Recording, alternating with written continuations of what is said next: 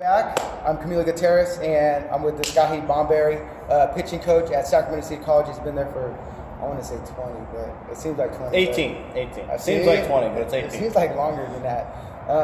And Bomberry comes in. He's working on the barbell WOD. Dave Spitz helps him out with his programming, and we work on snatch, clean, and jerk. But one of the things that when he comes in here, we do talk about baseball. Sun's out. Their season just ended. Just ended last weekend. And normally this is a time where, back when we played, and I don't want to say we want to because like when we played, but no, it was just a different era.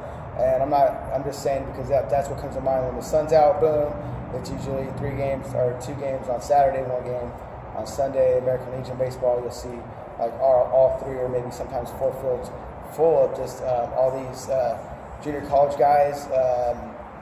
4-year college guys, junior college guys, and high school guys. You got freshmen playing against 19-year-olds, which I always look back and I was, just amazed. It wasn't necessarily just like we're gonna put 19-year-olds up against a 16-year-old or 15-year-old. It was just that level of competition. It was a you're a baseball player. It doesn't matter what your age is if you can play and compete. It was a matter of like who has the best team and the skills.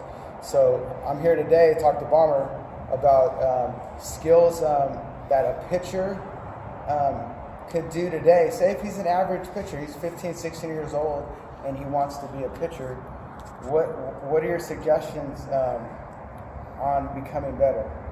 I would like the first thing, like any athlete in any sport, you have to get stronger. And I think baseball has done a very poor job historically with training athletes to get stronger. Now, recently that's starting to change for the better. But strength is a huge component for any athlete. I would think getting into a real throwing program where you are allowing your arm to work, you're stressing out the arm in a good way, not overworking it, but getting out, throwing as often as possible. As long as your arm feels good, you can throw. As soon as it doesn't feel good, it's time to stop. And if you just do those 2 things, your stuff's going to get better, you'll get more athletic, and that will eventually transfer over to the mound. So do you look in terms of like, I know a lot of players today, they want to be on that team. They want to be good just for that 1 year. I know just for myself that I looked at a bigger picture. I looked at developing over 5 or 10 years rather than playing on a team just for today.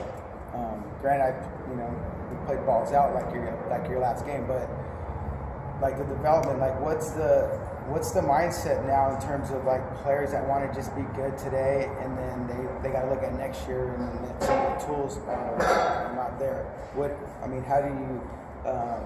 How do you coach a player to do that? Is there any strategies that some guys will not?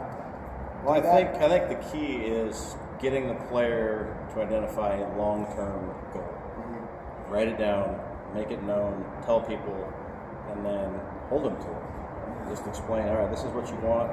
These are the things you will have to do in order for you to achieve whatever it is your goal might be.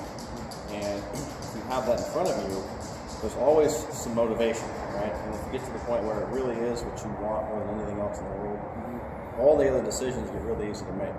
Does this direct me towards my goal, or does it take me away from my goal? And if it's not directly towards your goal, then there's no reason to do it. That doesn't mean there's not a day you should sleep in, or there's a day that you have ice cream, or maybe you don't crush it every day. But ultimately, your choices should be directed towards your goal if it's really, really what you want. Any other tips? Like what else off the top of your head pitchers should know at maybe the junior college level? Actually, let's go this. A pitcher in Little League, a little advice for a pitcher in Little League compared to a junior college guy, and then maybe a guy who has just signed a pro contract. I think the younger, and I think this is a mistake that a lot of Little League coaches make, the younger the kid is, the less you should be discussing mechanics, because a young kid is not going to be able to do what you ask. A young kid will figure out the best way to throw a ball. You should be teaching a young kid where the ball needs to be thrown. You should be teaching them how to throw it hard. Don't worry about mechanics. As they get older and the workload increases, now we should be getting into more more mechanical issues, maybe get into some pitch development, and digging into strength. And for someone who has the opportunity to play professionally, I think that a good off-season program is critical. There really is no time off, and it's called the off-season, but it really isn't. And I think a mistake that a lot of professional players make is during the season, they just go into kind of a maintenance mode where they're not really working to improve, just kind of are hanging out, hopefully trying to stay the same. If you're staying the same, someone's going to pass you up. So having a good in-season program, a good in-season plan for improvement, I think is critical for someone who's trying to play professionally. All right, there you go, guys. A couple tips from Deskaheh Bomberry, pitching coach at Sacramento City College. Guys, go out there and work hard and make it happen.